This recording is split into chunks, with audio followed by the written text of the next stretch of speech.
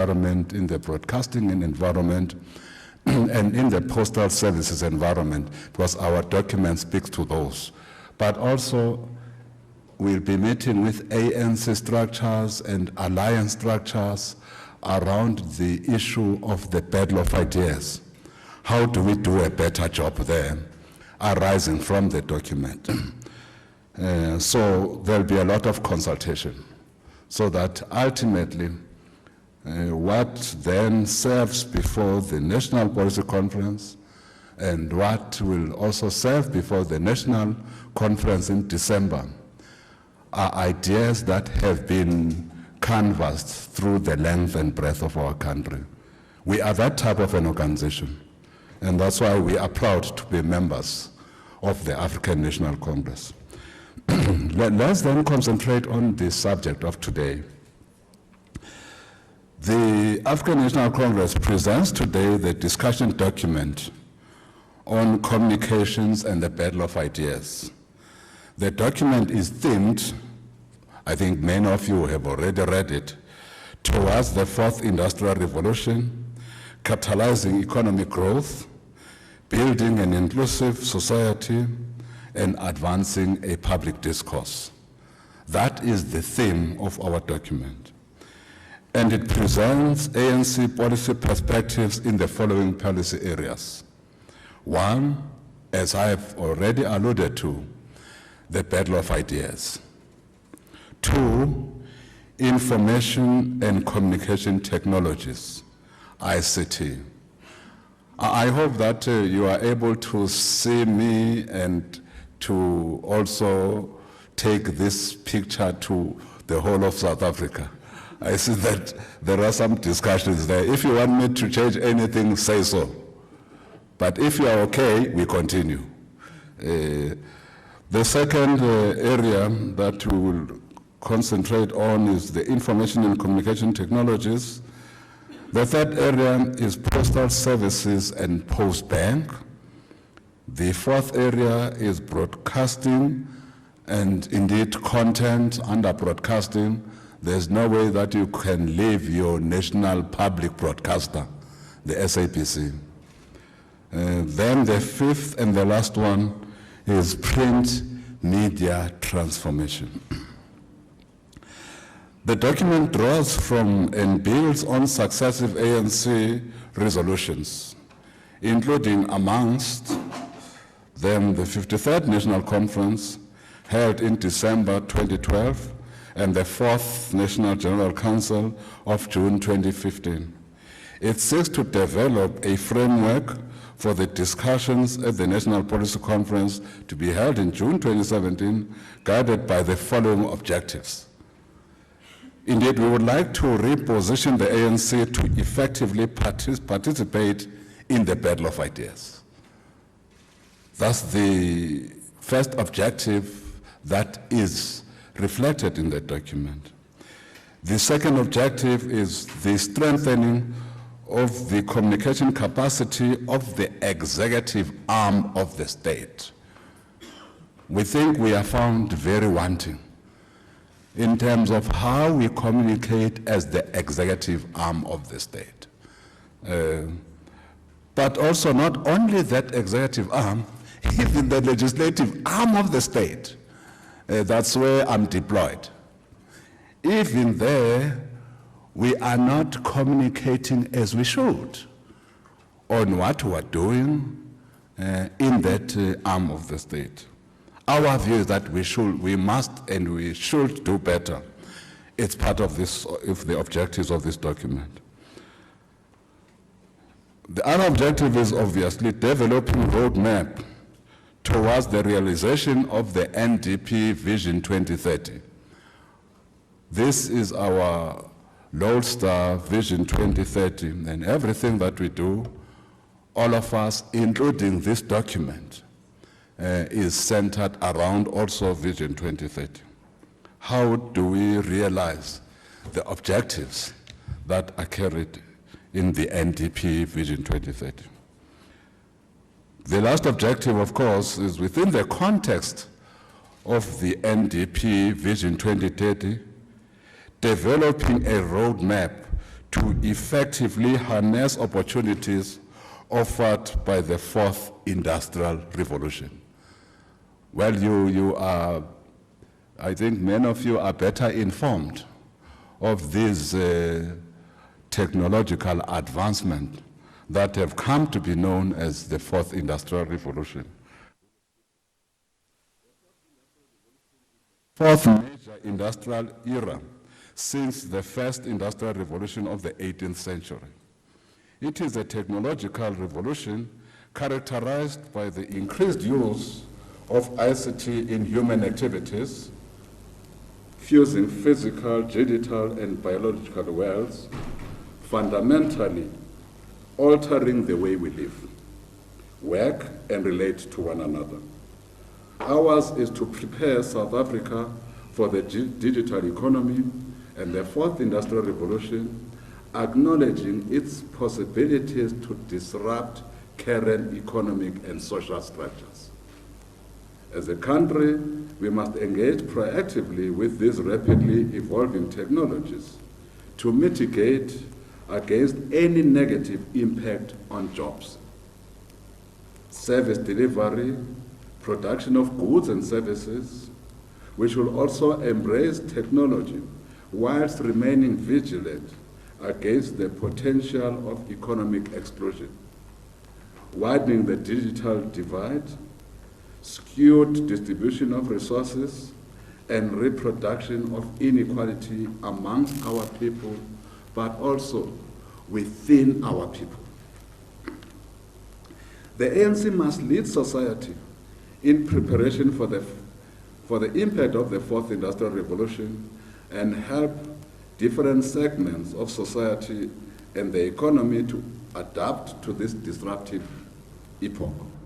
For this to happen, the ANC must be prepared and organized to lead.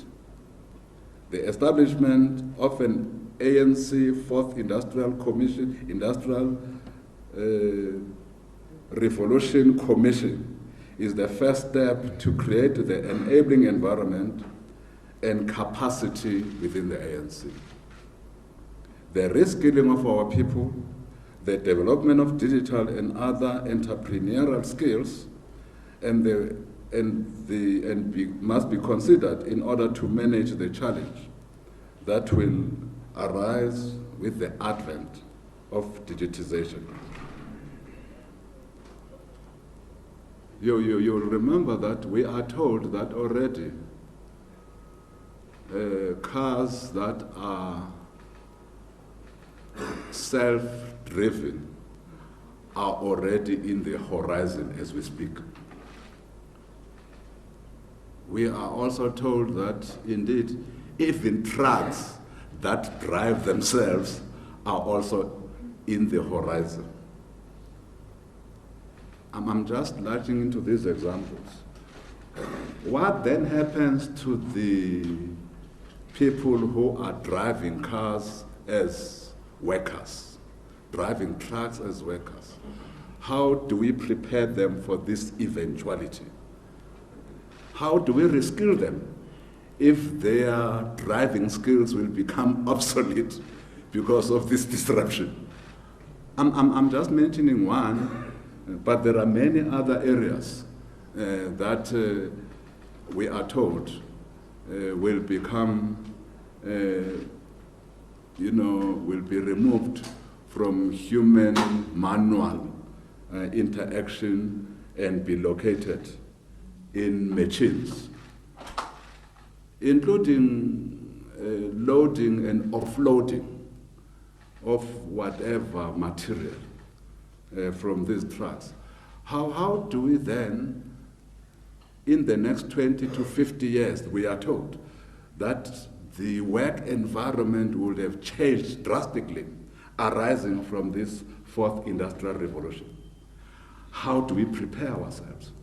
But how do we prepare skilling of our workforce that are there now, particularly in those areas that will be affected,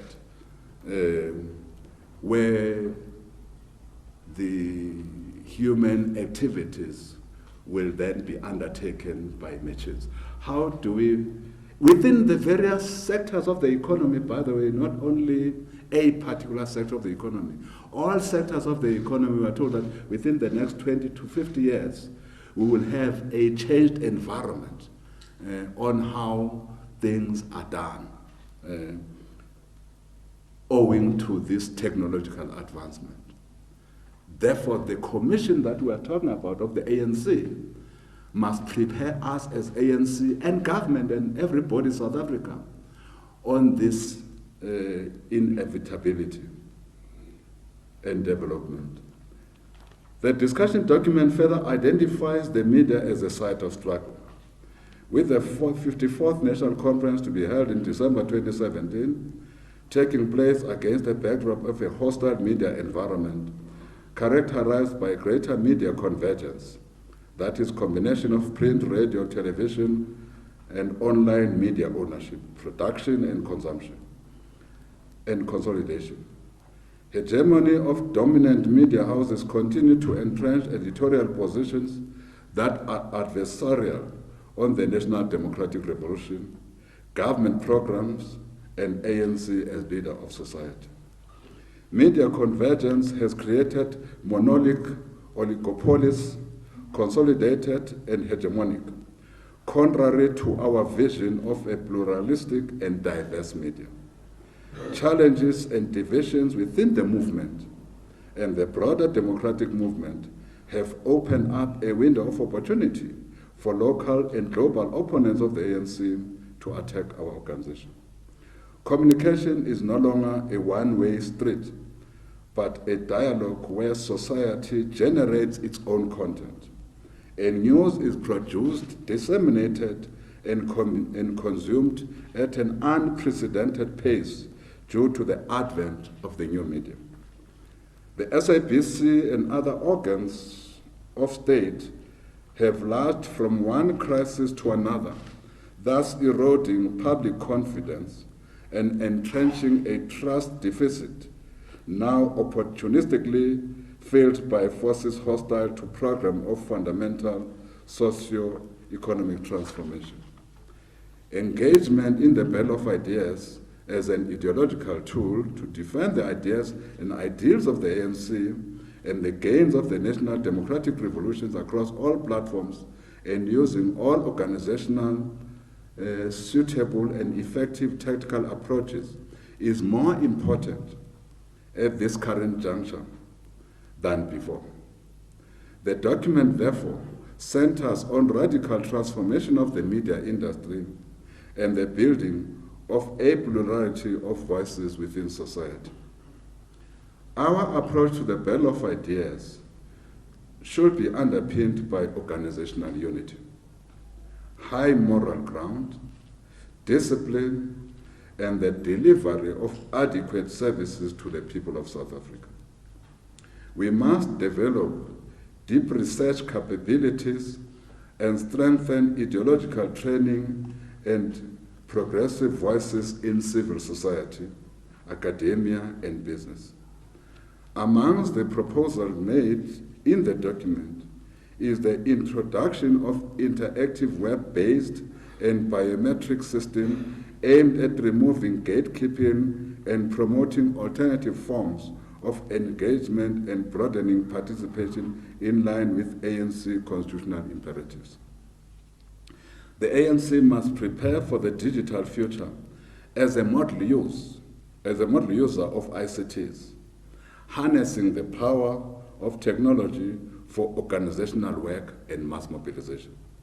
The adoption of ICTs will help the ANC to promote online interaction with its members, strengthen branches, and broaden ongoing interaction with the general population and potential ANC base using the digital online platforms. A long-term plan based on innovative ideas supported by the use of digital platforms will help reach more South Africans, especially the women and the youth, to draw them into structured programs. On information and communications technology, the discussion document recognizes the roles of ICT as an economic sector on its own, but most importantly, as catalyst and enabler of economic activity. It seeks to harness the potential of ICTs to foster economic growth, social development, and cohesion. We further call for the digitizing of government services. This is a call, you'll realize that some of the calls we're making here are calls that we could have made in other policy conferences and other ANC national conferences, but that we might not have achieved. So that's the other strength of this organization. We are able to say we were unable to achieve this, but there is still a need for this to be achieved. Therefore, the digitization of government services, post office, the police, so that you don't get those brown files disappearing. So if the work of police is digitized, we stand a better chance of files disappearing. Again, education, health, home affairs, etc. And the fast tracking of the deployment of broadband connectivity aimed at creating smart communities, including smart villages.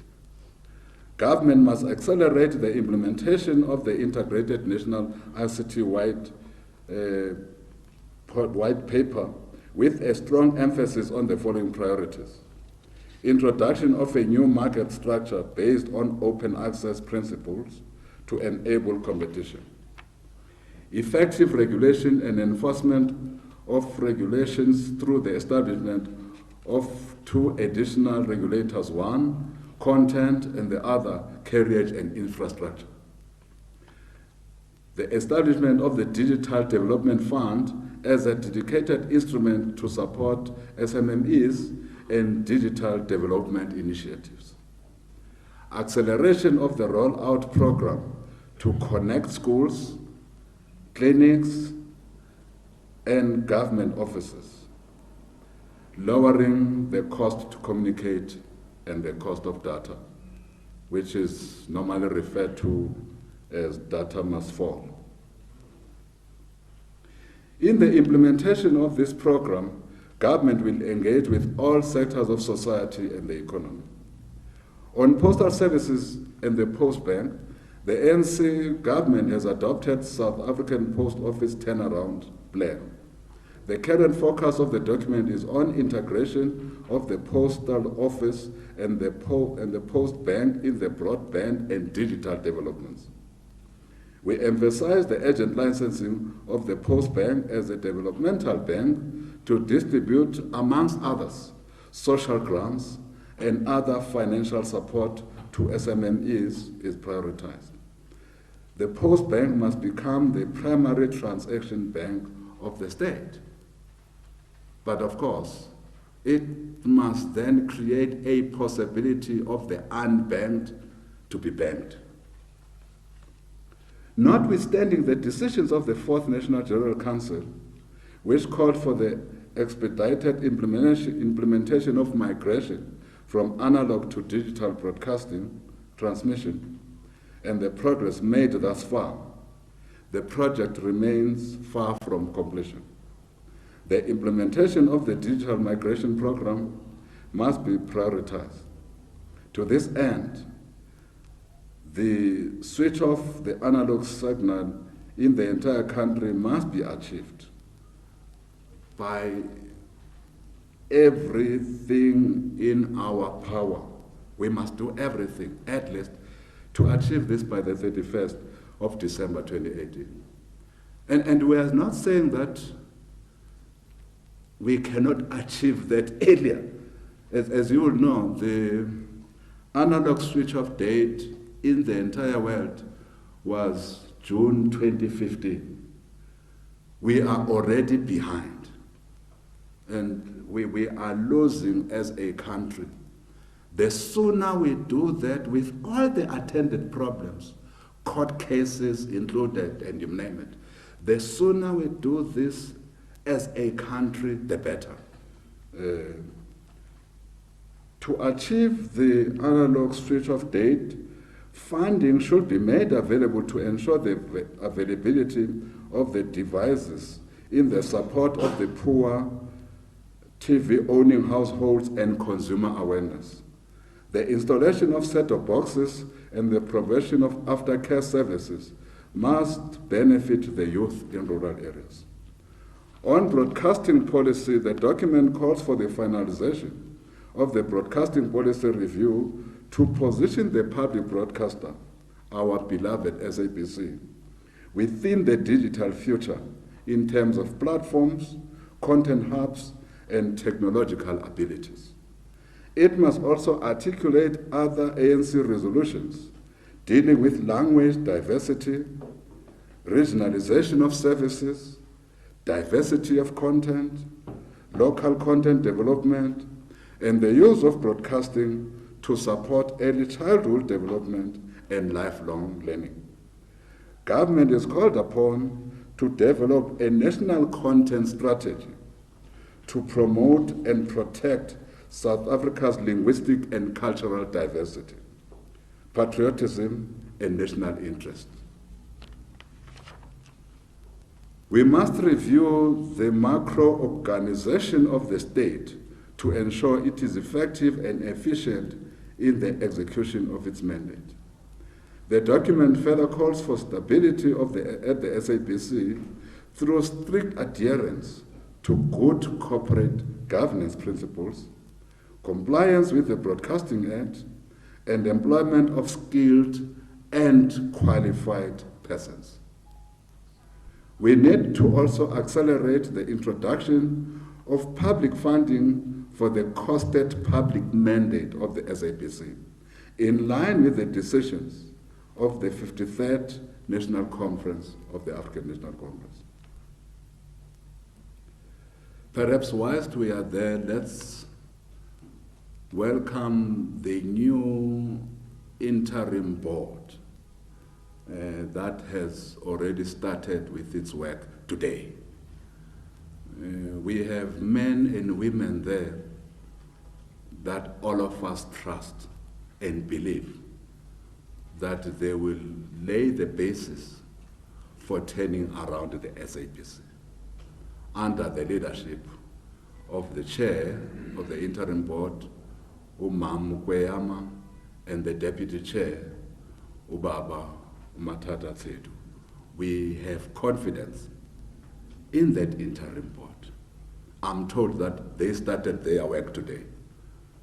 And we know that with the support of everybody, including the support of Parliament and all of us, they have the capacity to turn that national asset around. They have that capacity. And we will give them all the support they need. On print media transformation, the ANC emphasizes responsibility of the media and notes the need for accountability. In the context of media responsibility, the need for the broadening of the transformation agenda should be understood within this paradigm of media responsibility to reflect the South African society. Transformation should be understood as applicable across the value chain, and not just an issue that affects ownership and control. To this end, the document calls for the introduction of a print media empowerment charter in line with the triple BEE codes. I think some, are they not called codes of good practice?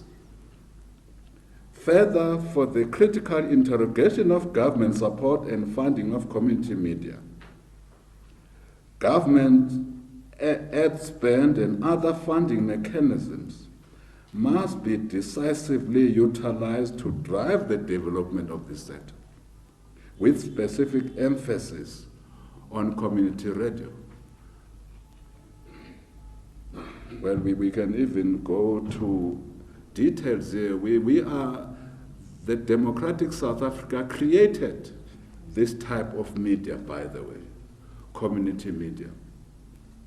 Our view as ANC is that we are not giving this type of media the necessary and requisite support. In particular, community radio. Maybe we should add community TV. Maybe we should add those as well. All that we do as government from where we are seated, and that's what the document says, we allow community media we give community media infrastructure. After that, in most instances, they are left on their own to devise means even to get content. And even to devise means to get means of survival. Many of them are hardly surviving because we are not giving that aftercare and support. But we have also, unfortunately, licensed so many as well, so many of them, in almost the same area, making this introduction of community media at times not being logical when we have got two radio community stations in the same area, competing for the same audience. These are issues that the document says we must be alive to, we must deal with. The document further acknowledges that self-regulation of the media has failed. I want anybody to argue differently, and reaffirms the need for independent regulation of the media. Consequently, Parliament must urgently undertake an inquiry into media accountability mechanisms, including the feasibility of a media appeals tribunal and the amendment of defamation laws. Again, this is what we said in Mangaung conference, that Parliament must be seized with this. Of course, it has not happened. We would like as ANC to go to Parliament and show Parliament how self-regulation has failed. We want to do that, and we are ready to do that. Of course, there are other players in the industry, including the independent media stable, that has also now agreed with us that in fact this self-regulatory environment is not helpful. They have left. We also know that TNA has long left. We are not sure how many are still going to leave. But how do we come with a print media regulatory environment that all of us can be proud of? And that's what we are saying, Parliament. We have our own ideas. We are saying Parliament must look into this matter because that's our Parliament. It's notwithstanding what the owners and the editors have tried to do after we complained. You know, we complained bitterly as ANC. We always complain about this print media, self-regulatory environment. We complained, and there were attempts by the owners of the media, print media in South Africa, and also the Editors Forum to do something. We are not, as we speak now, confident. Indeed, we were part of people who made submissions to that team that reviewed the self-regulatory environment. We were part, and we were hopeful that probably the media has now opened up to in fact, they even said in their document, they are doing so because indeed the ANC has a point. That's what they said. We are not sure whether the outcomes thereof are still something that we can live with now. They will say all sorts of things about you, front page of the newspapers, big lettering. Then when you tell them that, first of all, by the way, you have not spoken to me, please. You see, even your own code says that I must have the right to be asked whether what is going to be written about me is correct. You have not even called me. But number two, what you have written is wrong, factually and otherwise. When they then so realize through the ombuds, whatever facility, that yes, indeed, they were wrong, the apology will then be a very small thing, not as big and pronounced as the offending article. And it will go to page 6, if you are lucky. Page 6 and not page 1. You realize that these are the issues we are worried about. And these issues have not been improved by the reviewed self-regulatory environment. They have not been improved. They are still like that. In fact, others make an apology but still maintain the claim. Others. And there is nothing that the ombudsman can do about it. Nothing. Or ombudsperson. So it's something that as South Africa, in our view, and again, there are some who say, Kusela, that we want these independent regulations because we are unhappy about what the media reports. By the way, where you report about wrong things that we do, by all means, continue to. Because we also want, you are the conscience of the nation as well as the fourth estate. But when you report deliberately wrong things, what are the options we have? When even if we, as an individual, you have got to go to court through our defamation laws, then you must have deep pockets to do so. Serious deep pockets. And that's why we're saying we must do something about this, not for the ANC, but for South Africa as a country. Government must ensure the introduction of radical legislative and regulatory interventions on cross-media ownership. Ours must be to break the monopoly and ensure the participation of blacks and Africans in particular. The development funding institutions must be mobilized to support this transformation of the media, in particular print media. Perhaps let's also acknowledge what has happened in that space in the past few years. We have had some new entrants, but fundamentally ownership remains where it has been. Ownership and control. Funding must also extend to supporting community media, capacity building, and equity equivalent. We must support creativity and innovation to promote South Africa initiatives in the digital media platforms, including online media and broadcasting. To effectively, meaningfully transform, or for effective, meaningful transformation in the media, the training of media practitioners and professionals must be prioritized. Journalism curriculum must be reviewed. It must be informed by contextual reflection. In this country, in this continent, and the reality of what we are, where we are from, and where we are going. You see, once Kusela starts doing that, she's saying that I must stop. The transformation of training institutions must also be prioritized, building indigenous knowledge and ensuring that lectures are reflective of the demographics of our lecturers are reflective of the demographics of our country.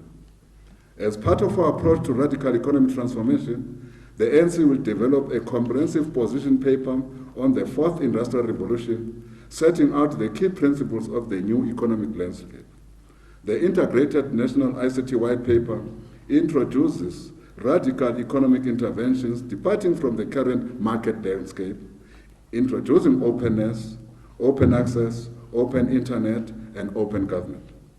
Our approach to the digital terrestrial television, DTT, and digital migration must also be seen in the context of strengthening free-to-air television, benefiting public, community, and free-to-air commercial television.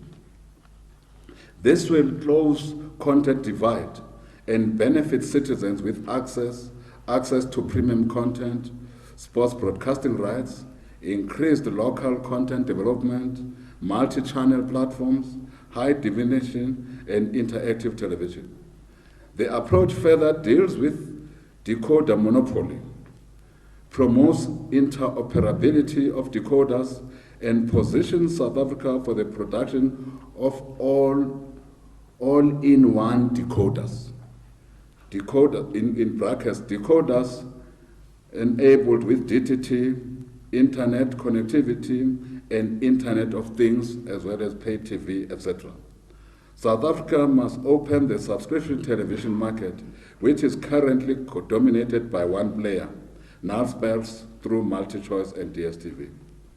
The entry of over-the-top services, such as Netflix and Showmax in the South African market, has the potential to result in unfair competition to existing licensees who have public interest obligation attached to their licenses.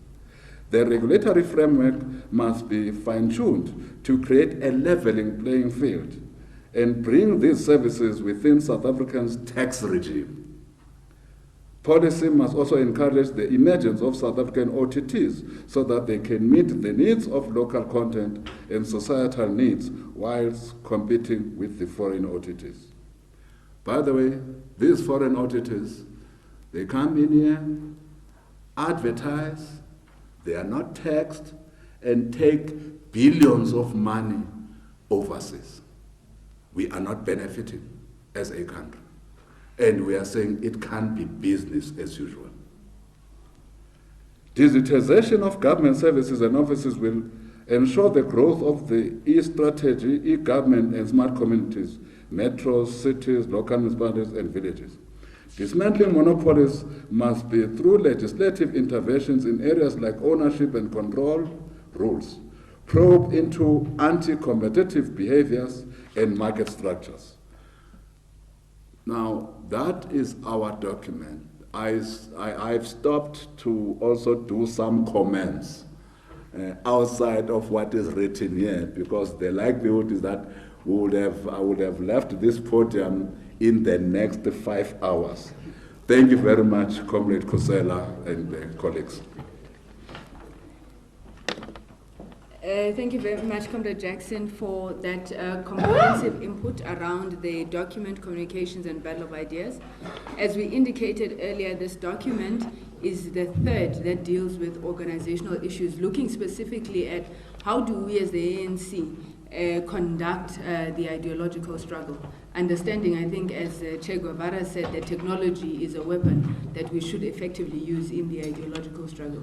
So we'll open for questions. I'm going to make a request that, as always, let's seek to limit ourselves to the issues that have been raised in the document. We will take questions. Can I see hands? I'll take the first round. Nicholas, number 3. Number 4. Do I have a number 5? Number 5. Thank you very much. In that order. Nicholas, you can go first.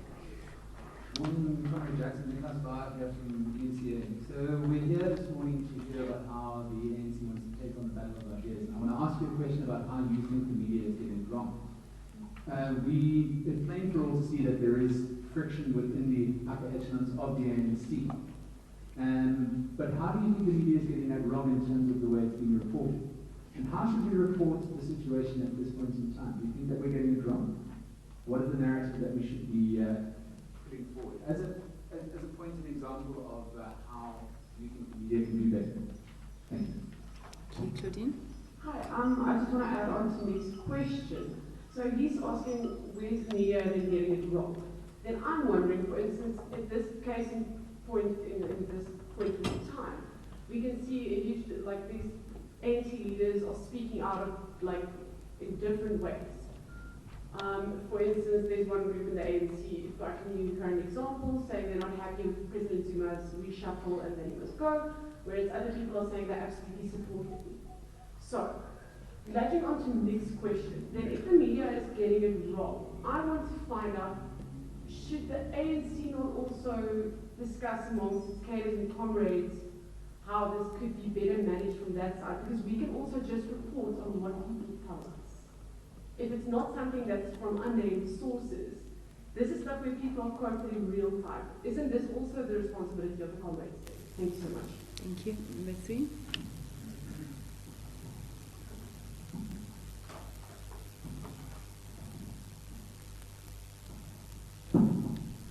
Good morning, Alvin Cynthia from SABC TV News. First of all, I'd like to say that Mr. Jackson Temwa, I hope that you'll go beyond the current document. Probably give us insights into some of your tweets recently. Wishful thinking. Okay, focusing on the document. Is it the subcommittee's view that the SABC is being underfunded currently? And the other question with regards to the SABC is that shouldn't the SABC be allowed more space to deviate from tender processes as well as the PMFA? Because you look at the SABC currently, it is, well, some would consider to be a parastatal, but it's a parastatal that's not in a market where it is a monopoly, like ESCOM, for instance. ESCOM can take a while to acquire new services and so forth, whereas with the SABC, we are contending with eNCA, we are contending with ETV, we are competing with AN7 and so forth. So there's a whole host of competition that's happening within the broadcasting space. And then on the communication of the legislature, this is now Parliament.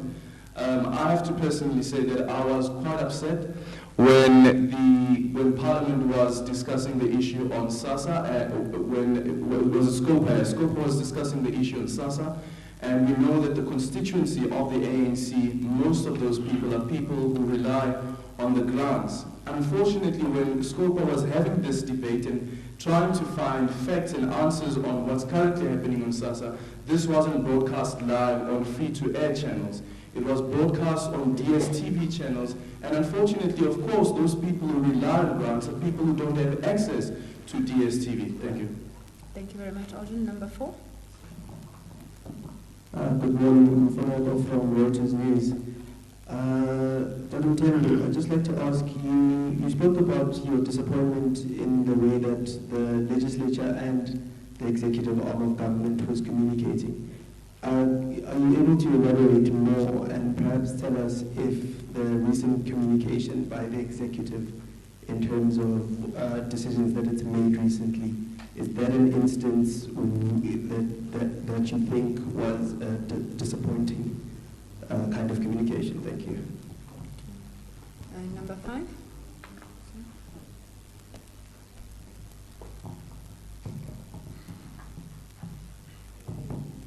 Hi, my name is Catherine Child. I'm from the Times newspaper and website. Just very similar to Nick's question, you're saying the media is getting it wrong, they're not self-regulating. Can you give an example where there was an article that was false?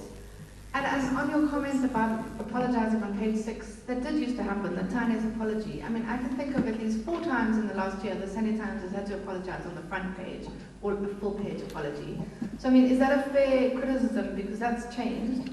So can you tell me where are we getting it wrong? Okay, as Comrade Jackson comes up to respond to the questions, can we just make a point that these documents have not been developed in response to any contemporary new issue. This has been a work in progress coming from the 53rd National Conference, the National General Council, towards the policy conference. So the questions and answers that are given here should not be taken to refer to any particular current affairs issue. Let me welcome Comrade Jom Dwacha, who is also a member of the Secretariat of the ANC Subcommittee on Communications. Comrade Jackson.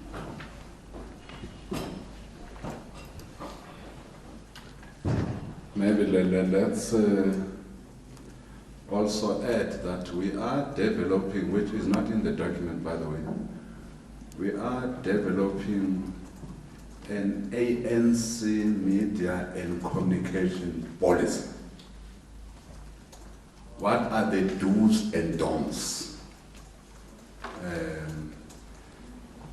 Because at times you will be correct that, and the document make the point that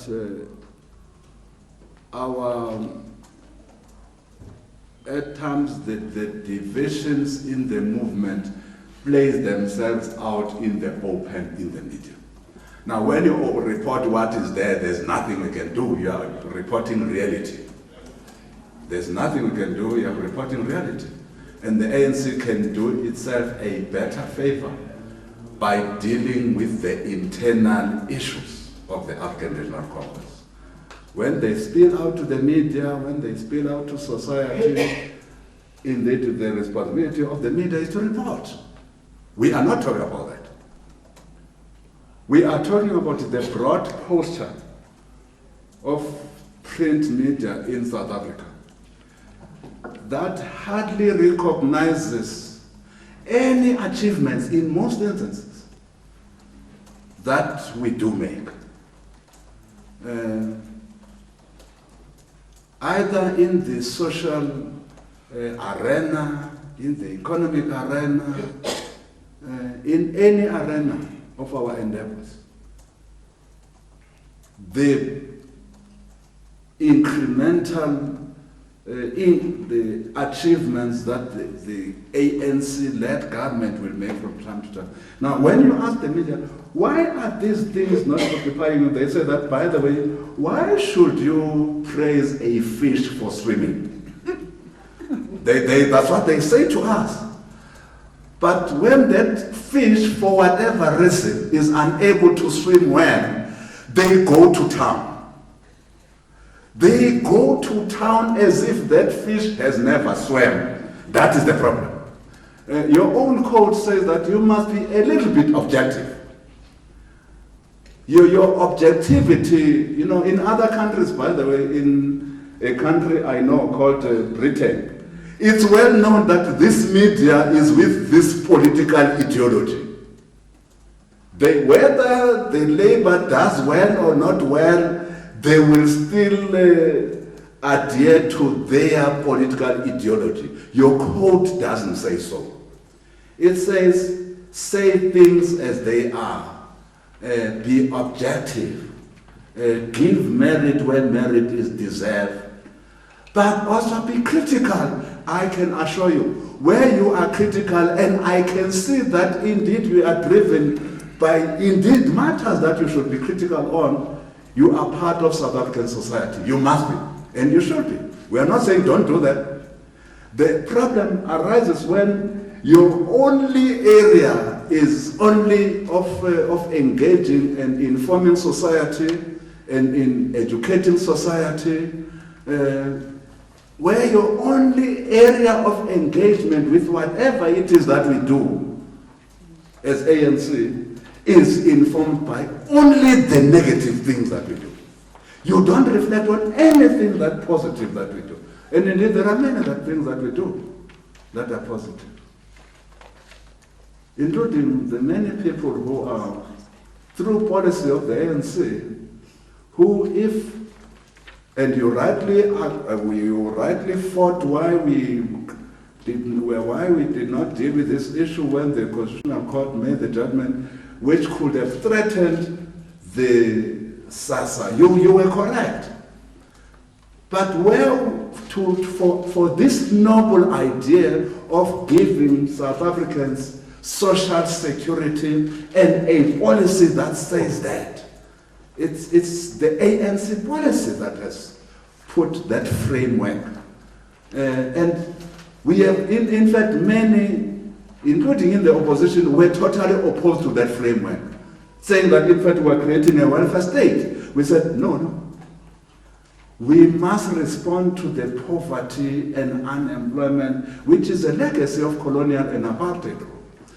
Now, you sin in most instances, again, with with a few exceptions, you're seen in most instances as a collective to want to deal with the African National Congress and its government as if you are part of the opposition desks. And that's what you are saying. Prove us wrong, we will engage with you. Prove us wrong. We are saying this in the document. Indeed, you might give us proof that we are off the ramp. You might do so. But that is our view. And you can't guillotine us for our view. This is how we see you. Take it from us. Where did we get what's happening currently? Now, again, Comrade has responded to what's happening currently. Has responded, Comrade Kusen. But again, we will not respond to that here. The national leadership of the African National Congress will respond to what is currently before us. Issues of reshuffle and whatever else, I'm part of the National Executive Committee. So I will not respond to that from this platform where I'm the chair of the ANC subcommittee on communications. We are here to deal with these documents. But indeed, where you reflect what's happening in the ANC, what's happening in society, we are not saying you must not do so. Nobody has said that you must. You have a constitutional right, by the way, to do so. But please be a little bit objective as well. And be accurate as well. Funding of the SABC. We agree. But you see, what we said long ago was that this funding, we must be quite clear in our mind. What activities of the SABC do we need increased funding for? You have two streams in the SABC.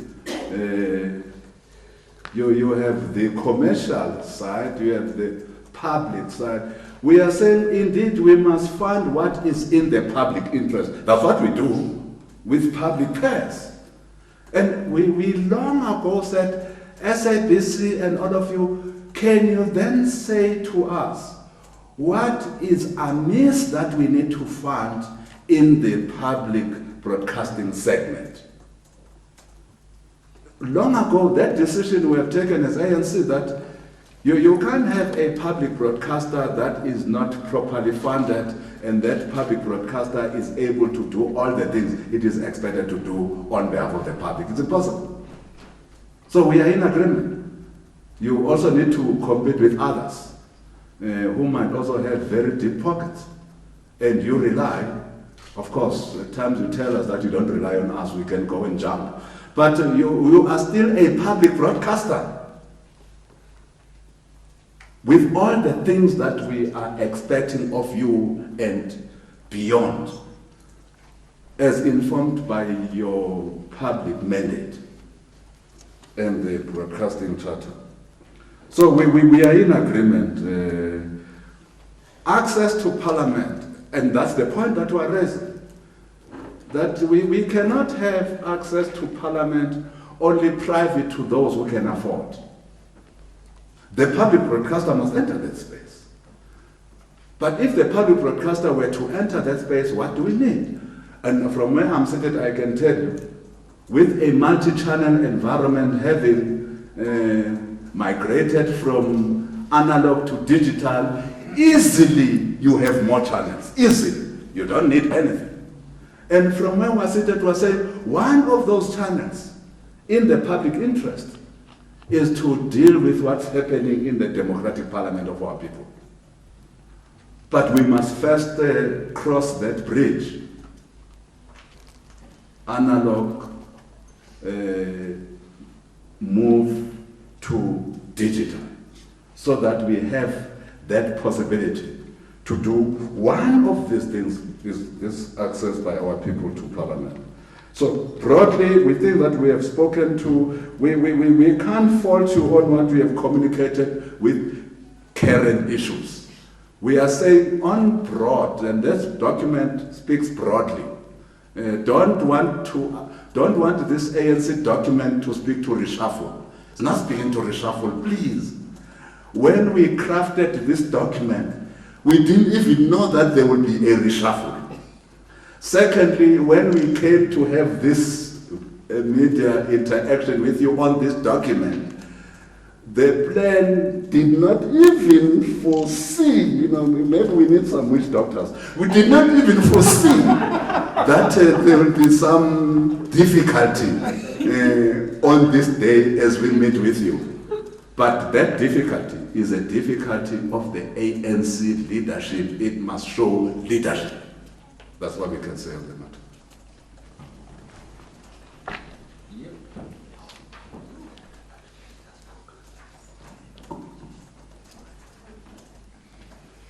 I'm going to take the last round. We're trying to keep it as tight as possible. So if I've got 5 hands, but I'll take the first however many I get, and then this is the last round. Number 1, sir. Number 2. I'll give preference to those who have not yet spoken. And then if you're lucky, then Claudine, I'll come back to you. Number 3, Eldrin, number 4. Any other hand? Nicholas, you're number 5.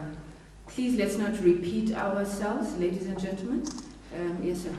Leola from Independent. Mr. Mtemba, I'm not saying comment on the cabinet reshuffle, but could you just give your reflections on how the media covered it? Thank you.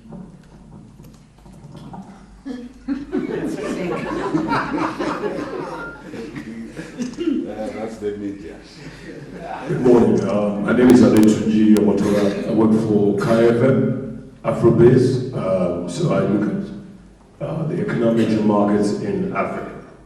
The question I have for Comrade Mtembu is, why has the ANC as a ruling party for the last 20 more odd years not paid attention to ownership structures in the media industry in the same way that it has done with regards to other sectors like mining and financial services? And the other question I have is with regards to the SABC, we saw in Parliament the damage that has been caused to the organization and the recommendations that were made by the committee. I know that there's been a reshuffle and the Minister of Communications is still in cabinet.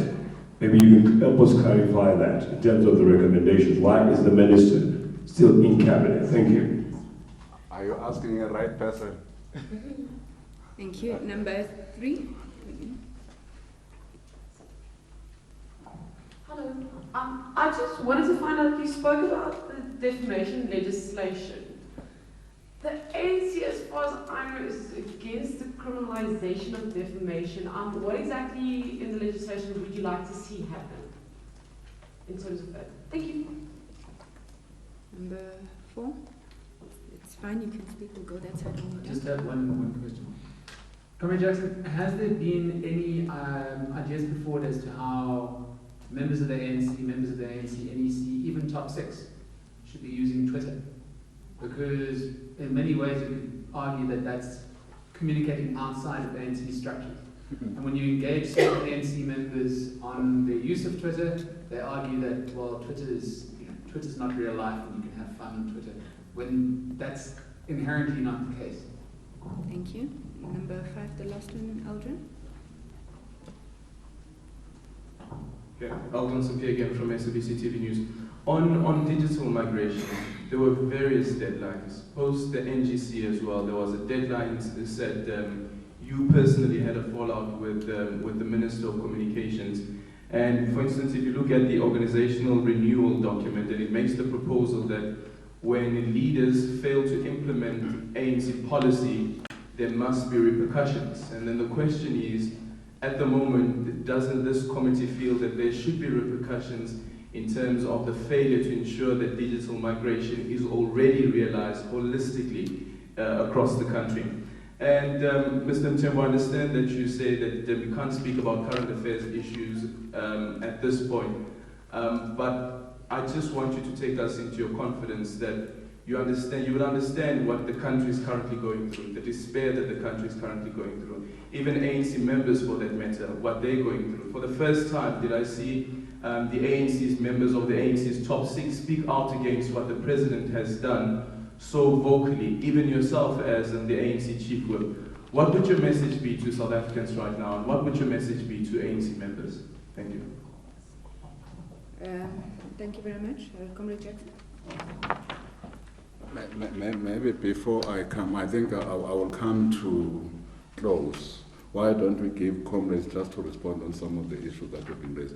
I'll come then close the discussion.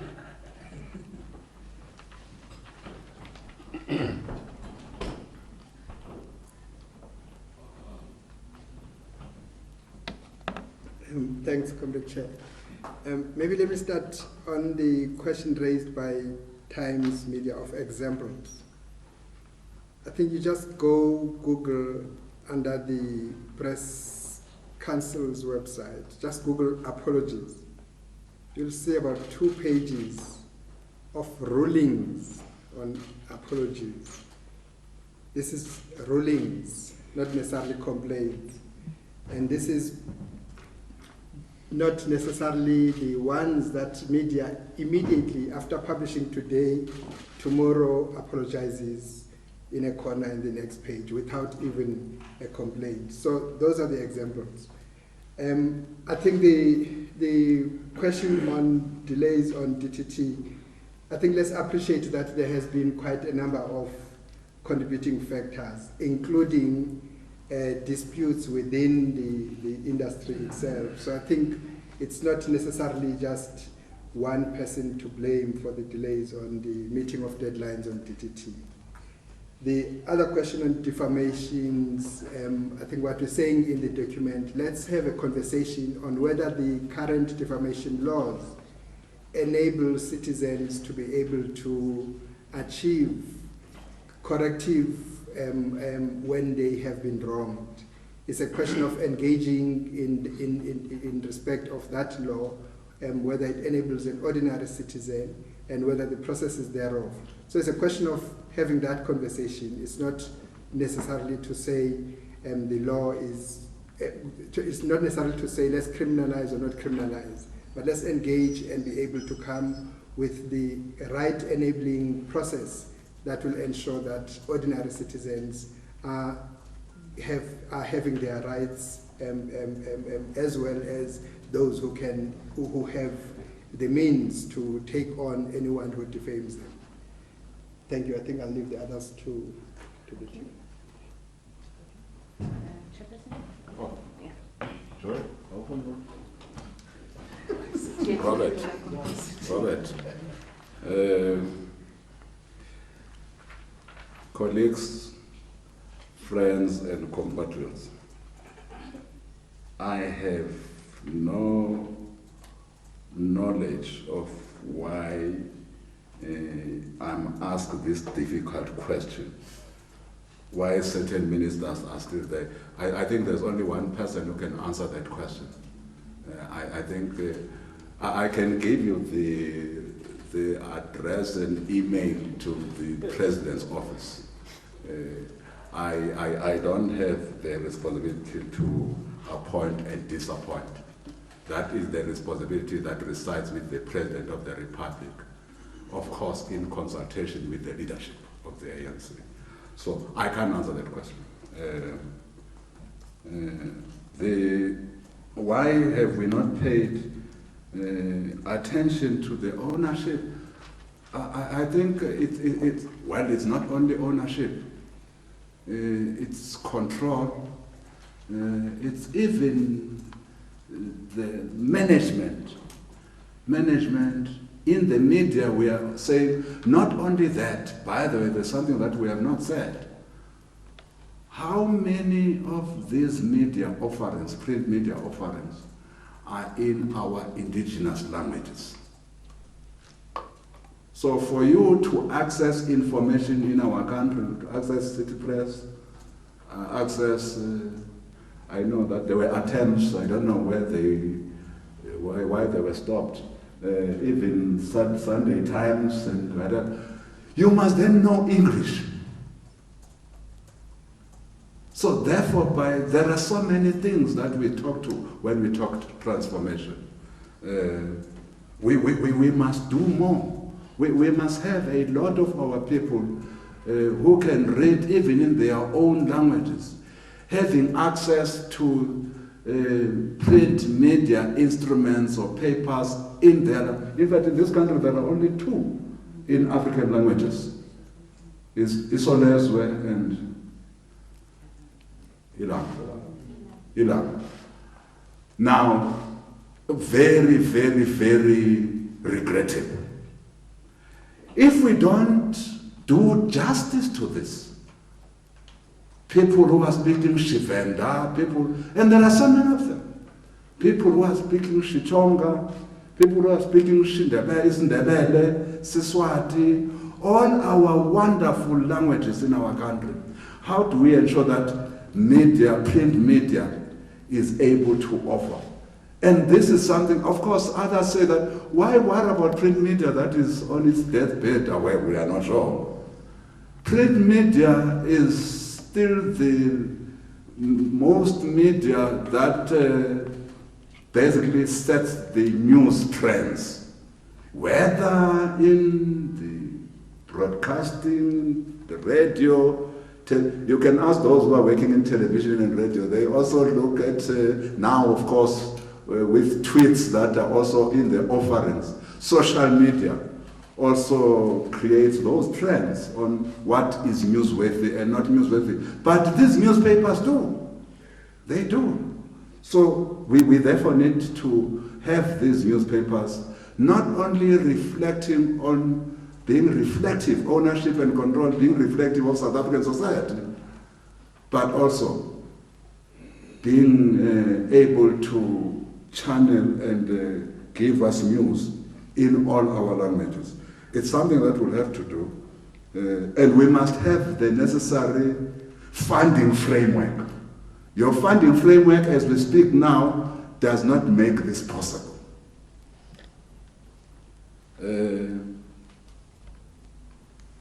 We have said we have a media policy of the ANC, media and communication policy, that we are finalizing now.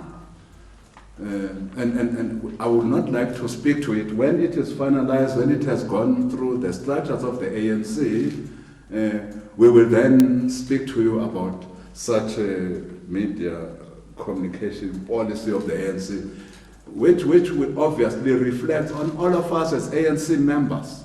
Whether we are using Twitter, whether we are using Instagram, whether we are using Facebook, or whether we are even speaking to you wherever, what should be fundamental in what we say? And again, that's not gagging anybody. But any ANC person who speaks anywhere should be speaking on the basis of the values and the principles that the ANC stands for. So that's the long and short of it.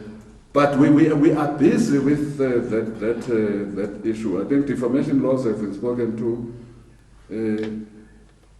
Comrade Rompo has spoken on our failure to meet deadlines. But again, we can't be sitting comfortably with all those failures. Immaterial, what made us to fail to meet those deadlines of migrating to digital broadcasting. We can't be sitting, we are not comfortable. We are saying if we can move with speed to digital, the better. What are we saying to people there in South Africa on current issues? We have a leadership. And we are quite confident and convinced that the leadership of the African National Congress will be able to deal with what confronts us. I call it a crisis, others might call it something else. But the crisis that confronts us today, the leadership of the African National Congress will be able to deal decisively with this crisis. And that's the ANC I belong to. That the ANC I know, and indeed the ANC does not duck from difficult questions. These are difficult questions, I can assure you. The leadership of the ANC will be able to deal with these matters. You have a National Working Committee that is meeting tomorrow. You also have probably an NEC that will come. we will be able to deal with these issues and give leadership. And that's what the people of South Africa expect. They expect leadership from us as the African National Congress on the current matters that have afflicted the South African society. So that is my message to South Africans. We will deal with this matter. Indeed, it's a matter that is of importance. It is on the agenda of the leadership structures of the African National Congress. I am part of those structures. I can't therefore venture an opinion until I will venture my opinion in that structure of the ANC. In that structure, if you are invited, rest assured my opinion will be there. But I can't venture an opinion when the structure I belong to, NWC and NEC, has not met. I'll only venture an opinion when those structures have met. And I'm quite convinced that they will meet and deal with the crisis facing South Africa today. Thank you very much. Thank you very much, Comrade Jackson. We've come to the end of our media briefing, but I am requesting that you do continue the conversation with us. Comrade Jackson will be having a live social media interaction from 12:30, taking forward the issues around communications and battle of ideas. I thank you for your time, thank those who are watching at home, and we will meet next week. Thank you very much.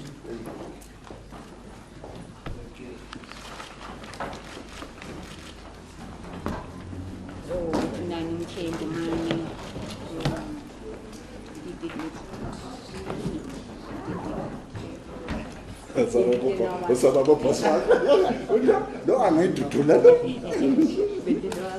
Any minute.